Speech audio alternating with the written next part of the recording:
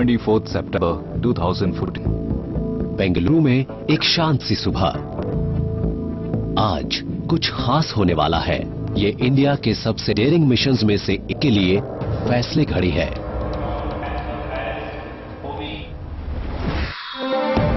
ये है मार्स तक होने वाली इसकी पहली इंटरप्लैनेटरी जर्नी। बेंगलुरु के मिशन कंट्रोल रूम में प्राइम मिनिस्टर श्री नरेंद्र मोदी अपनी आंखों के सामने हिस्ट्री को अनफोल्ड होता देख रहे हैं। भारत के स्पेस रिसर्च ऑर्गेनाइजेशन के टॉप बॉसेस के राधाकृष्णन और एएस किरण कुमार इस मिशन की प्रोग्रेस पर बेहद खामोशी से नजर रख रहे हैं।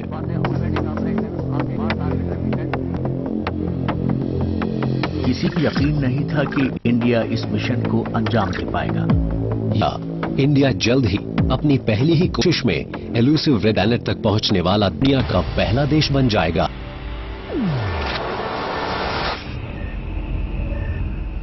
लेकिन इस एक्साइटमेंट से भरे मोमेंट को और भी ज्यादा ड्रामेटिक बनाती है ये बात कि मार्शियन ऑर्बिट में दाखिल होने वाले अहम पलों के दौरान स्पेसक्राफ्ट मंगलयान मार्स के पीछे पहुंच जाएगा और धरती से नजर नहीं आएगा, जिससे मिशन टीम के साथ उसका सारा कम्युनिकेशन खत्म हो जाएगा। मिशन कंट्रोल रूम में टेंशन बहुत ज्यादा है। 300 दिन, पृथ्वी से 65 करोड़ किलोमीटर से भी ज्यादा दूरी, और अब वो पल आ पहुंचा है जो ये तय करेगा कि क्या इंडिया का मार्स ऑर्बिटर या मंगलयान मार्शियन ऑर्बिट में कामयाबी से दाखिल हो पाया।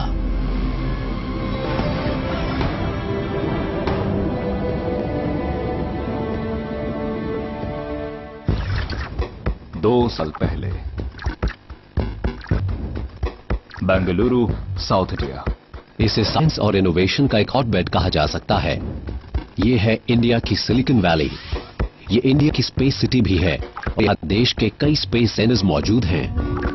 ISRO telemetry tracking and command network, ISRO satellite integration and test establishment. Mars के लिए इंडिया के एडवेंचर की शुरुआत 2012 में हुई थी, जब इंडिया के स्पेस साइंटिस्ट्स ने मार्स पर एक ऑर्बिटर भेजने के लिए एक एम्बिशियस प्लान के बारे में सोचा। ये इंडिया की पहली इंटरप्लैनेटरी जर्नी होने वाली थी। कामयाब होने पर मार्स तक पहुंचने वाली दुनिया की चौथी स्पेस एजेंसी और एशिया में पहला देश बनने वाला था। अभी हाल ही में हमारी कैबिनेट ने मार्स ऑर्बिटर मिशन को मंजूरी दी। इस मिशन के तहत भारत का अंतरिक्ष यान मंगल ग्रह के पास जाकर महत्वपूर्ण वैज्ञानिक जानकारी इकट्ठा करे। मुझे लगता है कि 21st सेंचुरी में कई फ्रंट्स पर इंडिया और चाइना के बीच एक एशियन स्पेस रेस शुरू होगी और कम से कम मार्स पहुंचने में इंडिया के पास वो अपॉर्चुनिटी है जिससे वो चाइना से आगे निकल जाएगा। 2011 में जब चाइनीज मिशन फेल हुआ, उस वक्त इंडिया के पास उससे आगे निकलने का एक मौका था। Satish Dhawan space centre, Sriharikota, India. 2013 में इंडिया ने मार्स तक एक ऑर्बिटर भेजने के प्लान को एक्शन में बदलना शुरू किया। इसरो यानी इंडियन स्पेस रिसर्च ऑर्गेनाइजेशन के साइंटिस्ट्स ने PSLV को एक लॉन्च व्हीकल के तौर पर चुना, क्योंकि ये इंडिया के सबसे भरोसेमंद रॉकेट्स में से एक है। PSLV C-25 रॉकेट की ऊंचाई किसी 15 मंजिला इमारत जितनी है, लेकिन इतना बड़ा साइज होने के बावजूद इसमें इतनी ताकत नहीं थी कि ये मंगलयान को सीधे ही मार्स तक भेज सके। ऐसे में उन्हें इतने पावरफुल रॉकेट की जरूरत थी जो स्पेसक्राफ्ट को पृथ्वी के स्फीयर ऑफ इन्फ्लुएंस से निकालकर सीधे मार्स की तरफ ले जाए। और ये ज्यादा पावरफुल रॉकेट था GSLV। इस मामले में दिक्कत सिर्फ ये थी कि ये अब भी डेवलप और टेस्ट हो रहा था, लेकिन साइंटिस्ट्स इस मिशन में और देरी नहीं कर सकते थे। V.R. मूर्ति ने मार्स तक की इंडिया की जर्नी की काबिलियत को इवैल्यूएट किया। वो इसकी वजह बता रहे हैं। ये मॉडल है अर्थ, मार्स और सन का, और हम जानते हैं कि प्लैनेट्स सन के चारों तरफ अलग अलग रफ्तार से घूम रहे हैं। और कॉम्प्लेक्स कैलकुलेशन से पता चलता है कि हमारे लिए मार्स तक जाने के लिए तकरीबन डेट होगी 24 सितंबर 2014, और अगर हम ये मौका चूकते हैं तो हमें अगला मौका 26 महीने के बाद मिलेगा। तो हमने डिसाइड किया कि हम इसी डेट को जाएंगे जो हमने कैलकुलेट की है, on Mars on 24th September 2014. इसका मतलब था कि मंगलयान को पृथ्वी की ऑर्बिट को एकदम सही वक्त पर छोड़कर मार्स के सफर के लिए आगे बढ़ना था और मार्स के ऑर्बिट में दाखिल होना था 24 सितंबर 2014 को। यानी मार्स यहां पर होगा और मंगलयान यहां पर होगा। अगर हम जल्दी लॉन्च कर देते हैं तो मंगलयान मार्स से आगे पहुंच जाएगा और अगर देर से लॉन्च करते हैं तो मंगलयान पीछे रह जाएगा और दोनों ही मामलों में यह मिशन फेल हो जाएगा।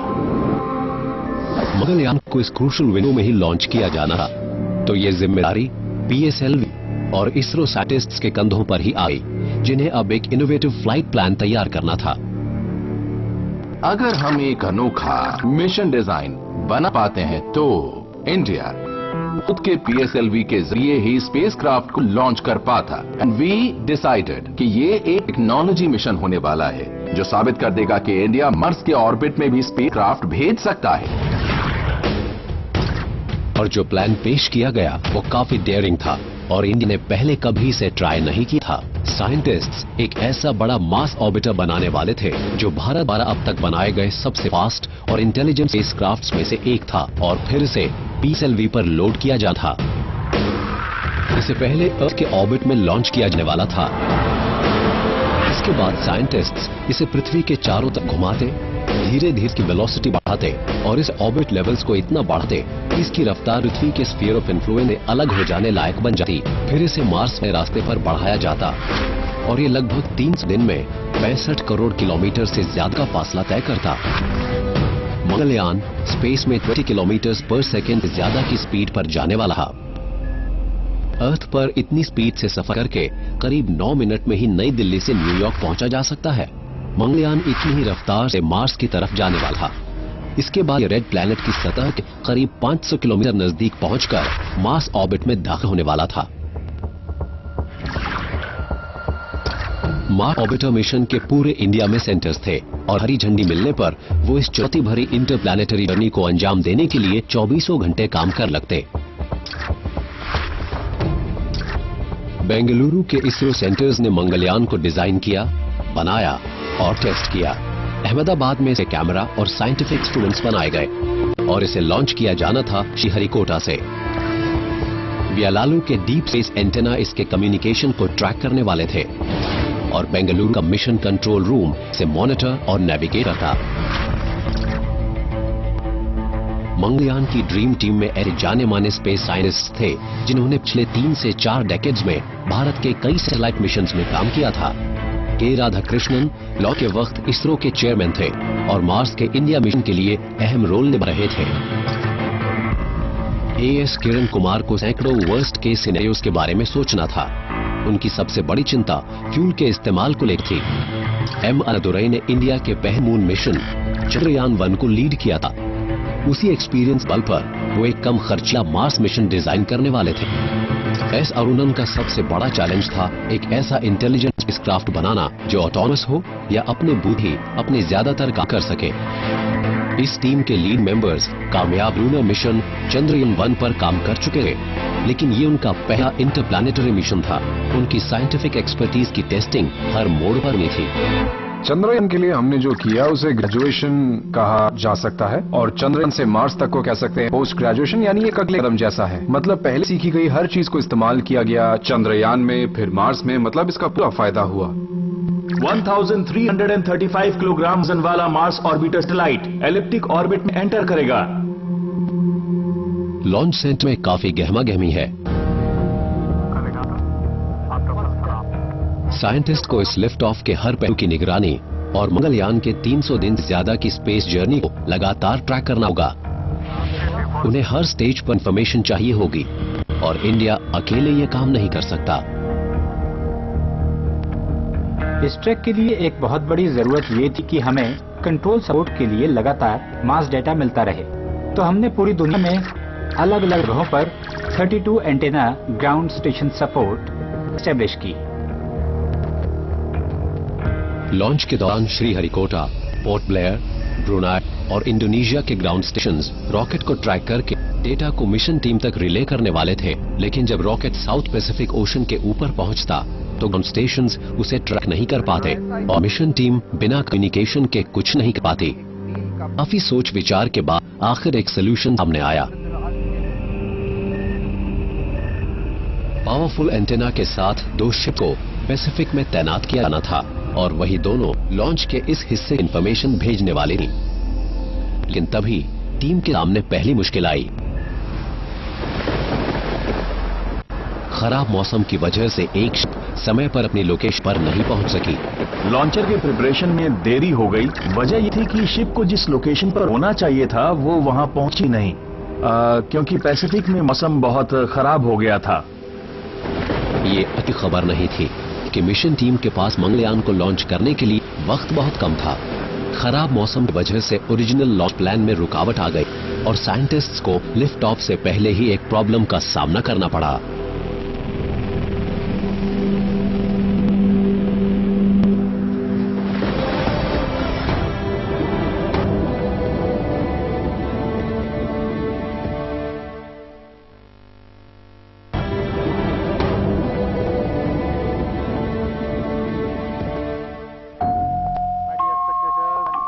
इंडिया के मिशन टू मार्स टीम के सामने एक चैलेंज आ गया है।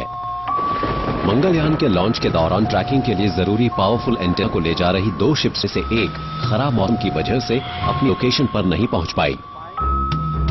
ऐसे में मिशन टीम को अपनी कैलकुलेशंस में बदलाव करके एक नई लॉन्च डेट तय करनी पड़ी। दृष्टि से बेहद जटिल और कठिन है। पहले लॉन्च किया जाना था अक्टूबर के एंड में, लेकिन खराब मौसम की वजह से व्हीकल ट्रैकिंग शिप अपनी लोकेशन पर नहीं पहुंच पाई, तो सारी अरेंजमेंट्स डिले हो गई। फिर लॉन्च का डेट हो गया नवंबर 5।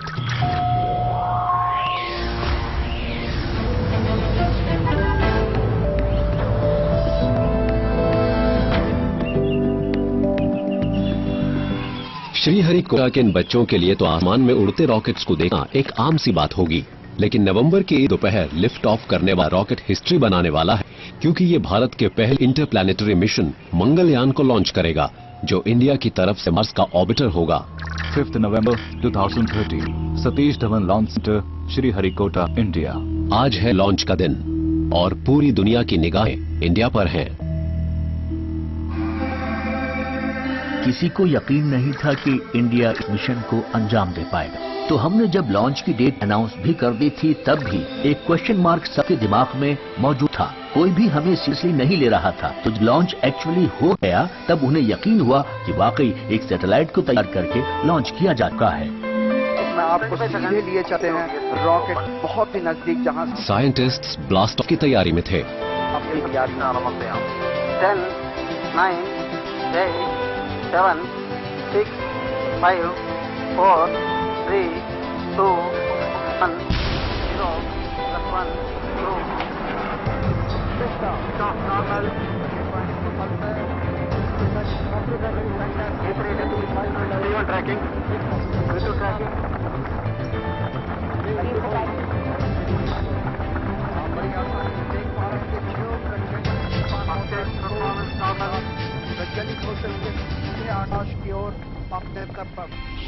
श्रीहरिकोटा, पोर्ट ब्लेयर, ब्रुनाई और इंडोनेशिया के स्टेशन सिग्नल भेजने लगे, जिससे लॉन्च के पहले 3 फेज की कामयाबी कंफर्म हो गई। रॉकेट इसके बाद 26 मिनट तक साउथ पैसिफिक ओशन के ऊपर क्रूज करता रहा और किसी भी ग्राउंड स्टेशन को 10 मिनट तक उसके सिग्नल नहीं मिले। इसके बाद आया क्रूशियल 4th स्टेज, जब मंगलयान लॉन्च व्हीकल से अलग हुआ और ऑर्बिट में पहुंच गया। इस स्टेज पर कम्युनिकेशन बहुत जरूरी था और यहीं पर इन 2 शिप्स का रोल सामने आता है। टीम बड़ी बेताबी के साथ सिग्नल का वेट रही थी ताकि पता चल सके कि सब कुछ प्लान के मुताबिक हो रहा है। पहली शिप की नजर रॉकेट इंजन के इग्निशन पर थी। कुछ मिनट बाद दूसरे शिप ने क्राफ्ट सेपरेशन को मॉनिटर किया। मंगलयान आखिरकार अर्थ के एलिप्टिकल ऑर्बिट में पहुंच गया। हमने बहुत ही एक्यूरेट ऑर्बिट अचीव कर ली है। कमांड सेंटर में हर तरफ खुशी छा गई। 16.4 के बाद और इस समय हम 2026 भारत के मार्स मिशन में मीडिया की दिलचस्पी को देखते हुए कमांड सेंटर के एक्शन को टीवी पर लाइव दिखाया गया, सोशल मीडिया पर भी इसे शेयर किया गया। पूरी दुनिया ने इसे देखा। मुश्किल होता है, कड़ी बहुत महत्वपूर्ण। हम आप सभी दर्शकों को बहुत बहुत बधाई देते हैं। हम क्लियर थे कि ये कॉम्प्लेक्स मिशन है और हमें यही बात पूरी कंट्री को भी बतानी थी। हमने सोशल मीडिया को यूज किया। देश की यंग जनरेशन में साइंस पर, इस टॉपिक पर डिस्कशन किया गया और देखिए आज तक हमें 10 लाख लाइक्स मिल चुके हैं। इधर इंडिया अपने मार्स ऑर्बिटर के कामयाब लॉन्च का जश्न मना रहा था, तो उधर अमेरिका ने भी अपने मार्स मिशन मेवन को लॉन्च कर दिया।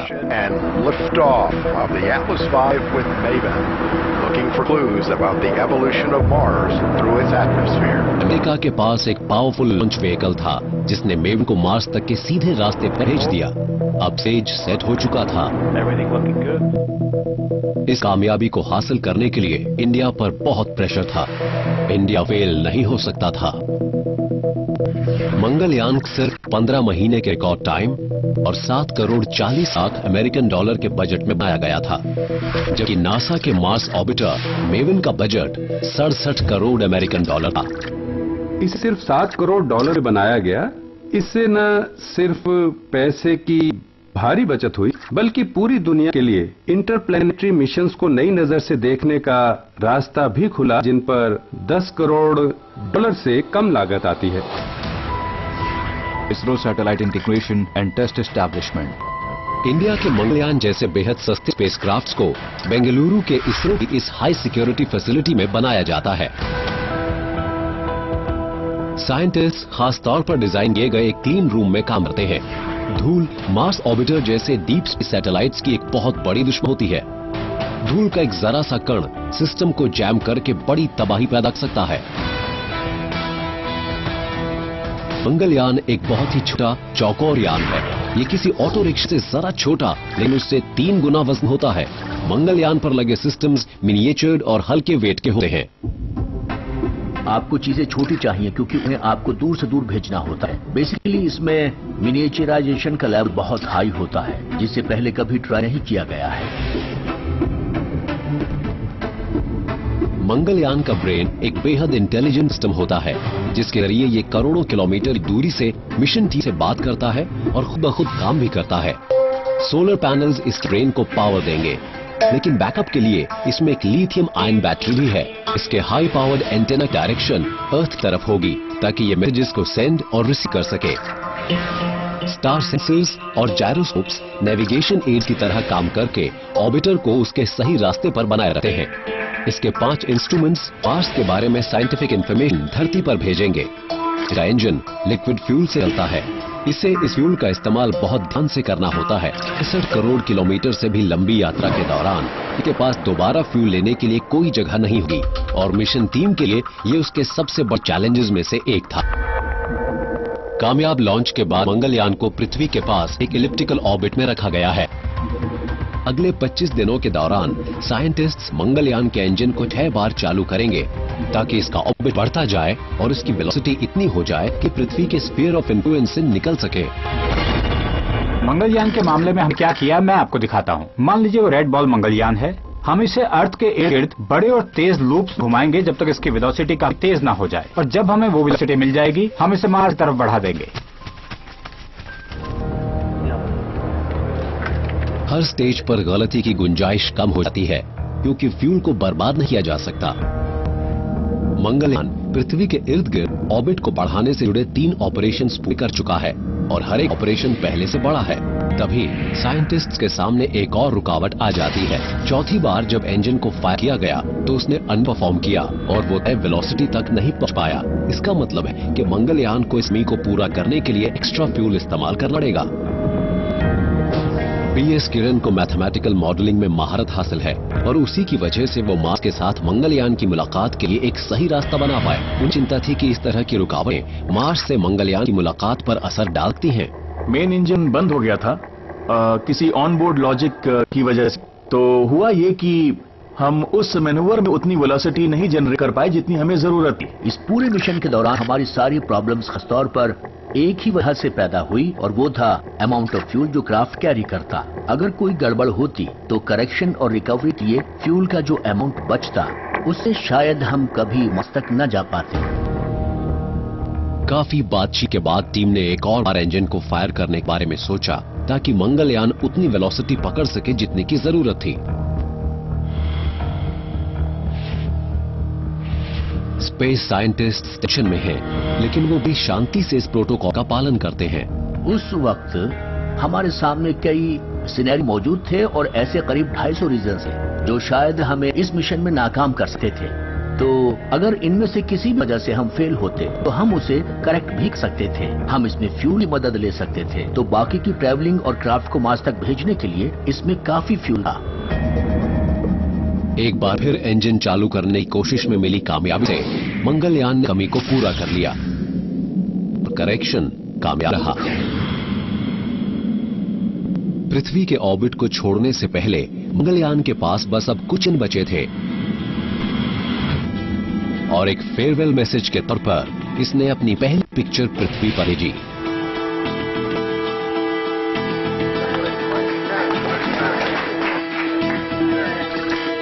Satellite application centre, Ahmedabad. ये पिक्चर इसने अपने शानदार मार्स कलर कैमरा से खींची जो बना था अहमदाबाद के स्पेस एप्लीकेशन सेंटर में। ये कैमरा और इस सेंटर में डिजाइन किए गए दूसरे इंस्ट्रूमेंट्स इस मिशन के लिए बहुत अहमियत रखते थे, क्योंकि इन्हीं के जरिए मंगलयान मार्स की सतह और एटमॉस्फेयर स्टडी करके इस इंफॉर्मेशन को वापस पृथ्वी पर भेज सकता था। स्पेस रिसर्च के लिए ये सारी high and engineering innovation local talent नहीं थी। हमें ऐसे पेलोड्स डिजाइन करने थे जो मास और पावर के बजट में फिट हो सकें। ये बहुत बड़ा चैलेंज था। तो हमने very state of the art components और एलिमेंट्स चुने ताकि हमारा इंस्ट्रूमेंट लाइट वेट हो और यूज करे लो पावर। मंगलयान पृथ्वी को गुड बाय कहने और मार्स की तरफ आगे बढ़ने की तैयारी में था। ट्रांसमार्स इंजेक्शन मनूवर को हमने प्लान करके एग्जीक्यूट किया। मैं कहूंगा कि एक ऑपरेशन के तौर पर ये काम परफेक्ट रहा। इंजन को फायर किया गया और इसके कारण मंगलयान पृथ्वी के ऑर्बिट से बाहर निकलकर मार्स तरफ अपनी इंटरप्लैनेटरी जर्नी पर रवाना हो गया। इंडिया की स्पेस हिस्ट्री में एक नए चैप्टर की शुरुआत हो गई थी।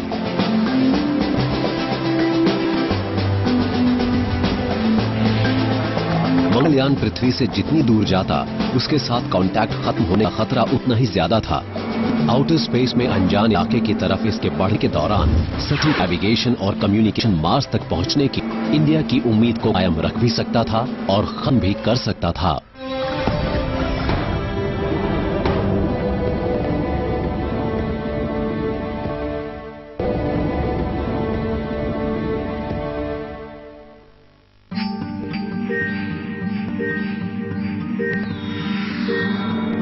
इंडिया का मार्स ऑर्बिटर मंगलयान अब 20 किलोमीटर प्रति सेकंड से भी ज्यादा की स्पीड पर मार्स की तरफ बढ़ रहा था।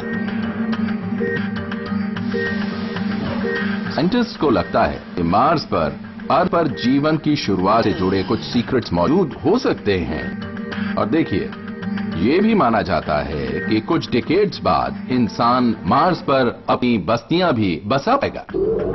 फ्यूचरिस्ट्स मार्स के पृथ्वी के नजदीक होने की वजह से इसमें दिलचस्पी रखते हैं। कई मायनों में ये छोटी पृथ्वी जैसा है। इसकी सतह काफी कुछ पृथ्वी जैसी है और इसके एक दिन की अवधि 24 घंटे से थोड़ी ज्यादा है। मार्स पर एक साल पृथ्वी के 2 साल के बराबर होता है और मार्स पर वजन पृथ्वी के मुकाबले लगभग 1/3 कम होता है। पृथ्वी की ही तरह यहाँ वोल्केनोज, कैनियंस और पोलर आइस कैप्स भी हैं। यही बात स्पेस साइंटिस्ट्स को एक्साइट करती है कि वहाँ फ्यूचर में कॉलोनीज बसाई जा सकती हैं। Former president APJ Abdul Kalam ने मुझसे कहा था, Earth, moon and Mars are all part of one industrial complex. उन्हें लगता था कि मून पर भी माइनिंग होगी, मार्स पर भी माइनिंग होगी और ह्यूमन रेस बड़ी ही आसानी के साथ अर्थ, मून और मार्स के बीच ट्रेवल किया करेगी। मंगलयान पृथ्वी के ऑर्बिट को छोड़ने के बाद मार्स की तरफ बढ़ते वक्त करीब करीब फ्रिक्शनलेस वैक्यूम में है। इसके इंजन को स्विच ऑफ कर दिया गया है और इसे 300 दिन बाद तब चालू किया जाएगा जब ये मार्स के नजदीक पहुंचेगा। मंगलयान एक अनजान और एक्सट्रीम एनवायरनमेंट में है। क्योंकि ये सूरज से दूर होता जा रहा है, इसे शून्य से भी 150 डिग्री सेल्सियस नीचे के टेम्परेचर का सामना करना पड़ सकता है।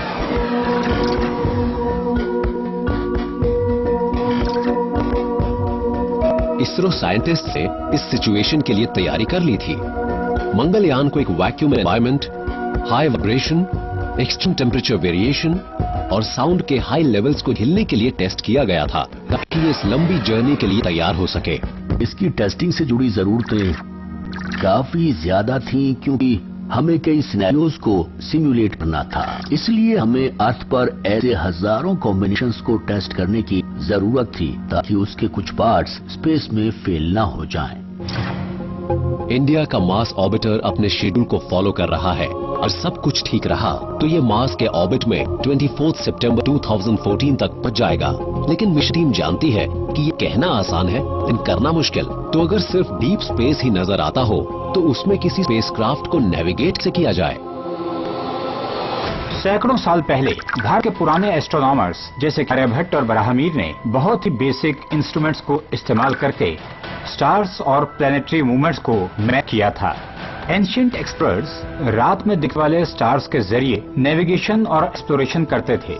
इसी तरह हमारी मार्स मिशन टीम ने भी स्पेसक्राफ्ट के आसपास मौजूद स्टार्स का इस्तेमाल करके अपनी सही डायरेक्शन को जाना और मार्स की तरफ सही आगे बढ़ी। और इस टीम को लीड किया नंदिनी हरिनाथ और ऋतु करिधल ने, जो पावर और कम्युनिकेशन मॉनिटर करती हैं और मंगलयान को सही रास्ते पर बनाए रखती हैं। इस बात को लेकर काफी एंजाइटी थी कि चीजें ठीक से काम करेंगी या नहीं काम करेंगी। मंगलयान के अपनी डायरेक्शन से भटकने के कई कारण हो सकते थे। सूरज के रेडिएशन या इंजन की फायर से स्पेसक्राफ्ट की बॉडी पर फोर्स पड़ सकती थी, जिसकी वजह से स्पेसक्राफ्ट किसी बॉल की तरह घूम या वॉबल कर सकता था। जरूरत है इसे मॉनिटर करने की, करेक्ट करने की, ताकि इन्हें जो ऑर्बिट अचीव की है वो प्रिसाइज हो। अब इस टीम के सामने एक बड़ा काम ये था कि ये मंगलयान के एंटेना की डायरेक्शन को पृथ्वी की तरफ बनाए रखे कि मिशन टीम लाखों किलोमीटर की इस दूरी के बावजूद इससे कम्युनिकेट कर सके। यहाँ पृथ्वी पर ही लगातार मोबाइल कम्युनिकेशन बनाए रखना एक चैलेंज होता है, तो ये तो वाकई एक बहुत बड़ा चैलेंज था। व्यालू, कर्नाटक। और मंगलयान से कांटेक्ट बनाने का काम कर रहा था ये लाउड माउथ या डीप स्पेस एंटेना, जो बेंगलुरु बाहर मौजूद एक छोटे से कस्बे ब्यालू में मौजूद है।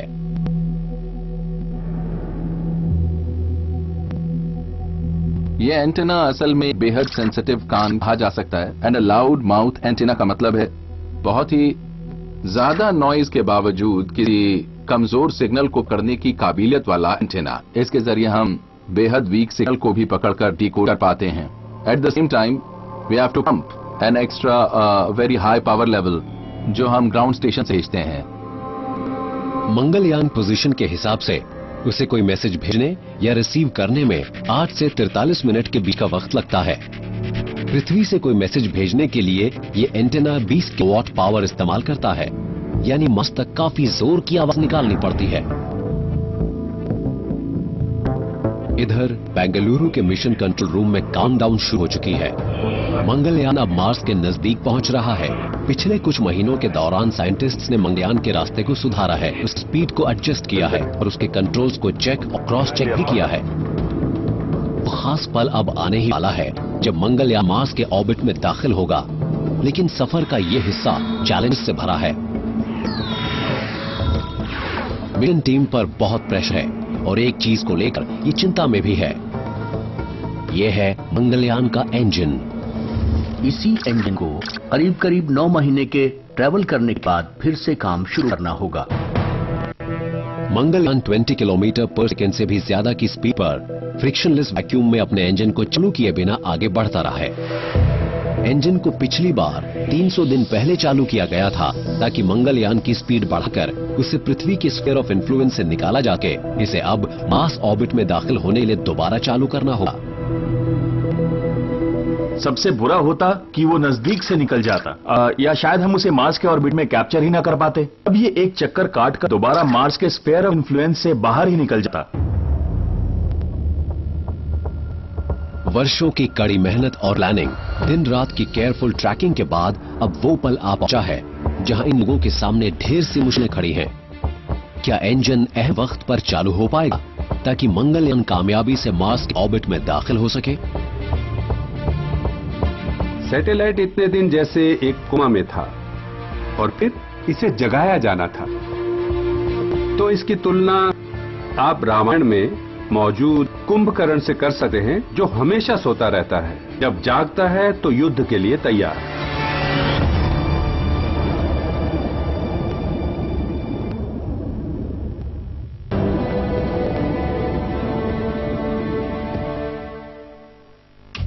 Mission control room Bengaluru.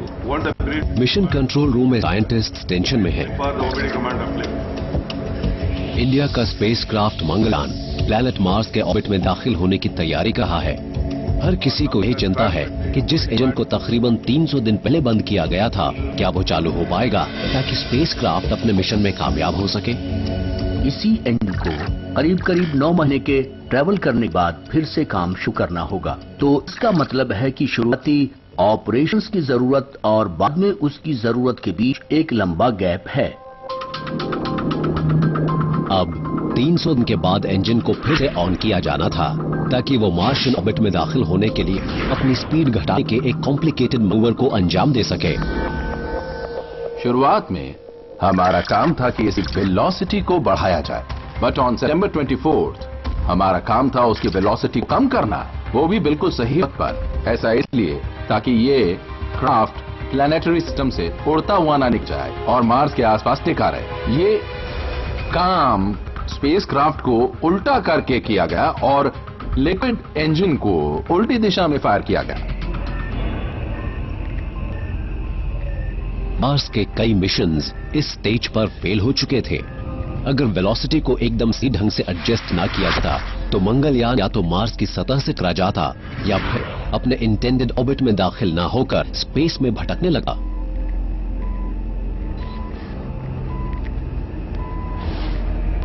D-Day Mars orbit insertion से 2 दिन पहले फैसला लिया गया कि इंजन को टेस्ट करके देखा जाए कि क्या वो स्टार्ट होता है।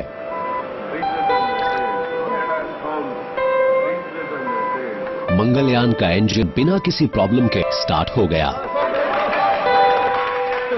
आखिरी ट्रेजेक्ट्री करेक्शन मनूवर जो MOI से 41 घंटे पहले हुआ, तक किया गया कि मेन लैम इंजन को ट्राई किया जाए। उस दिन इंजन ने 4 सेकंड तक बढ़िया ढंग से परफॉर्म किया और जो हम पाना चाहते थे वो हमें मिल गया। साइंटिस्ट्स को कुछ वक्त ये राहत मिली, लेकिन असली चैलेंज तो अभी आगे मौजूद था।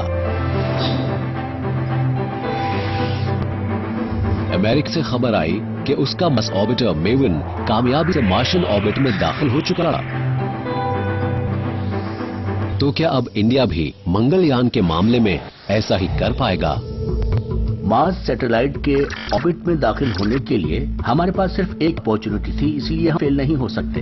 करेक्शन करने की कोई गुंजाइश नहीं थी क्योंकि हमारे पास फ्यूल बहुत ही कम था। आज तक और दूसरे जितने भी मिशन हुए हैं वो अपने साथ इतना फ्यूल लेकर चलते हैं कि अगर कोई प्रॉब्लम आ भी जाती है, कोई गलती हो भी जाती है, तो उनके पास रिकवर करने और मिशन को कामयाब बनाने के लिए पूरा मौका होता है। साइंटिस्ट्स के सामने बहुत सारी रुकावटें मौजूद थीं। ये पल इसलिए भी और मुश्किल भरा हो गया क्योंकि मार्शियन ऑर्बिट में दाखिल होते वक्त मंगलयान रेड प्लैनेट के पीछे जाने वाला था, जिससे पृथ्वी और मिशन टीम के साथ उसका कम्युनिकेशन खत्म हो जाता। इसका मतलब था कि अब मंगलयान को ऑटो मोड पर काम करना था। कमांड्स पहले से ही फीड कर दिए गए थे, लेकिन एक प्रॉब्लम थी। मंगलयान का इंटेलिजेंस सिस्टम या उसका ब्रेन सोलर पैनल से चलता है, लेकिन इंसर्शन के समय मंगलयान तक पहुंचने वाली धूप मार्स की वजह से रुक जाती और उसे जरूरी पावर नहीं मिल पाती। अमाउंट ऑफ पावर जितना सैटेलाइट को चाहिए ताकि उसके सिस्टम्स फंक्शन करें वो है 800 वॉट्स, यानी 8 into 100 वॉट बल्ब्स। यानी सैटेलाइट को कम से कम इतनी पावर तो चाहिए ही थी, लेकिन मार्स तक जो सोलर एनर्जी पहुंचती है वो काफी कम होती है। ये वेरी भी करती है फ्रॉम 40 to 60% तक, जितनी की पावर हमें अर्थ पर मिलती है उससे। मंगलयान के डिजाइन में इस बात का ध्यान रखा गया था। इसमें एक बैकअप लिथियम आयन बैटरी, यानी मंगलयान अपनी बैटरी की पावर केबल पर ही मार्स ऑर्बिट दाखिल होने वाला था।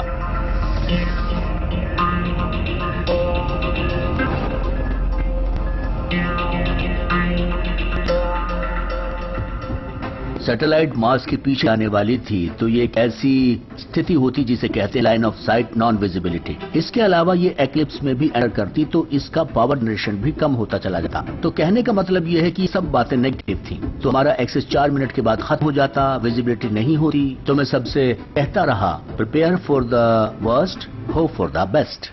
तो बस यही हमारा मोटो रहा।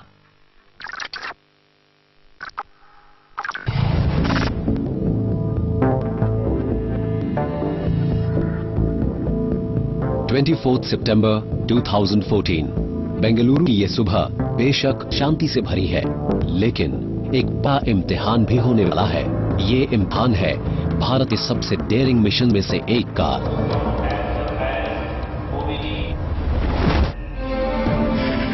इस तहत मार्स तक की पहली इंटरप्लैनेटरी जर्नी को अंजाम दिया जा रहा है।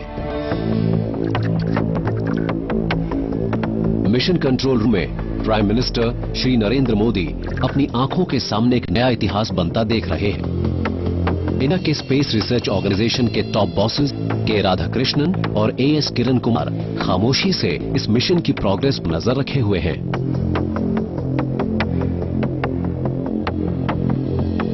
हमें बहुत सारे नए नए डेवलपमेंट्स करने पड़े। हमें गुजरना पड़ा डिटेल टेस्टिंग से। टीम ने वो किया जिसे इम्पॉसिबल माना जाता था। जैसे जैसे ये टीम काम करती गई, इसकी एनर्जी और बढ़ती गई और टीम सीखती गई और इवॉल्व होती गई। अप टू सितंबर 24 ये बहुत कुछ सीखने का फेज था। और सब मिशन कंट्रोल सेंटर में उस दिन देखा होगा the bubbling youth and the experienced elders सभी मिलजुल कर इस मिशन पर लगे हुए थे। प्लान ऑफ एक्शन को अमल में लाया जाने लगा। मंगलयान की स्पीड धीमी कर दी गई।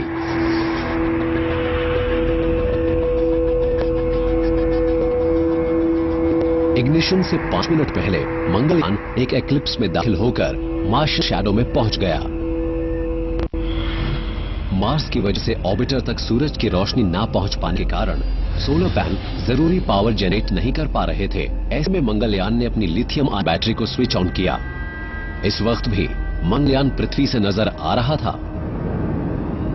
इंजन स्टार्ट हो गया, लेकिन 4 मिनट बाद मंगलयान मार्स के पीछे चला गया, जिस मिशन टीम के साथ उसका तमाम कम्युनिकेशन खत्म हो गया। अब अगला सिग्नल 25 मिनट बाद ही मिलने वाला था।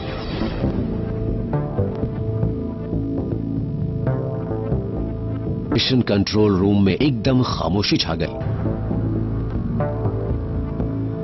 मंगलयान से कोई सिग्नल नहीं मिल रहा था। ऐसे में टीम सिर्फ उम्मीद कर सकती थी कि स्पेसक्राफ्ट प्लान के मुताबिक ही ठीक ठाक बिहेव कर रहा था। वक्त जैसे कठिन नहीं रहा था। और उस समय पर वहां हो रहा होगा इस बारे में कोई कम्युनिकेशन नहीं होगी। हमें फाइनल रिजल्ट के लिए इंतजार करना होगा। ये ऐसी ही है जैसे किसी ऑर्केस्ट्रा में चुप्पी छा जाए। लाइफ ऐसी ही होती है और स्पेस साइंस भी ऐसी ही रही है। हमें करीब आधे घंटे के पीरियड तक इंतजार करना पड़ा। हम सोच रहे थे कि या तो सब ठीक चल रहा होगा या नहीं चल रहा होगा। क्या हम फिर सैटेलाइट से कनेक्ट हो पाएंगे? तो मन में उस वक्त ऐसे ही सवाल उठ रहे थे। इस अहम पल में गोल्डस्टोन कैलिफोर्निया और कैनबरा ऑस्ट्रेलिया में मौजूद नासा के ग्राउंड स्टेशंस मंगलयान पर पैनी नजर बने हुए थे। सबसे पहले उन्हें ही इस मिशन की कामयाबी की खबर मिलने वाली थी।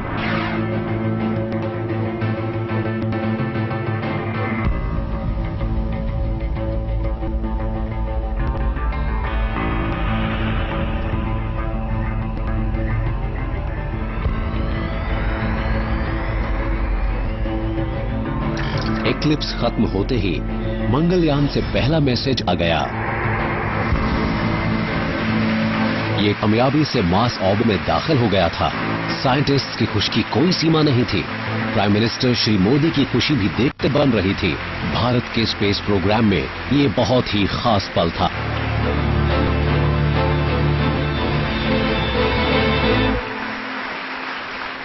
History has been created today. We have dared to reach out to the unknown and have achieved the near impossible. I congratulate all ISRO scientists as well as all my fellow Indians on this historic occasion. On that day of September 24th, school के बच्चे सुबह सुबह आ गए। उन्होंने इस पूरे launch को देखा और उनमें एक नया विश्वास भी पनपा। मेरे विचार में इस मिशन से जो सबसे बड़ा फायदा हुआ वो ये था कि ये जो यंग माइंड्स हैं उन्हें ये एहसास हुआ कि इंडिया कुछ ऐसा कर सकता है जिसे लोग अब तक इम्पॉसिबल समझते थे। मंगलयान मार्स के इर्द गिर्द मौजूद हिली एलिप्टिकल ऑर्बिट में घूम रहा था कि तभी उसमें लगा कैमरा भी चालू हो गया और एक्साइटिंग पिक्चर्स अर्थ तक पहुंचने लगी। ये है मार्स की एक पूरी picture. Volcanoes, large canyon ranges, water vapour clouds, Phobos जो मार्स के 2 नेचुरल मून्स में से एक है। नासा का स्पेसक्राफ्ट क्यूरियोसिटी रोवर पहले ही मार्स पर मौजूद था और उसने मंगलयान का वेलकम किया। क्यूरियोसिटी के ट्विटर हैंडल ने पोस्ट किया, नमस्ते, और मंगलयान ने जवाब दिया, हाउडी। मेवन टीम ने मार्स पर पहुंचने के लिए इसरो को बधाई दी। इंडिया का ऑर्बिटर भी इस रेड प्लैनेट को स्टडी करने से जुड़े मिशन में शामिल हो गया। इस तरह Indian space research organisation Mars तक एक कामयाब मिशन भेजने वाली चौथी एजेंसी बन गई। पहली ही कोशिश में ऐसा करने वाली ये एशिया की पहली एजेंसी है। इंटरनेशनल कम्युनिटी ने हमारे इस मिशन को बेहद अनोखा पाया। फॉर द सिंपल रीजन ये काम इतने कम समय में हुआ। ये सब कुछ किया गया एक बहुत ही स्मॉल बजट में।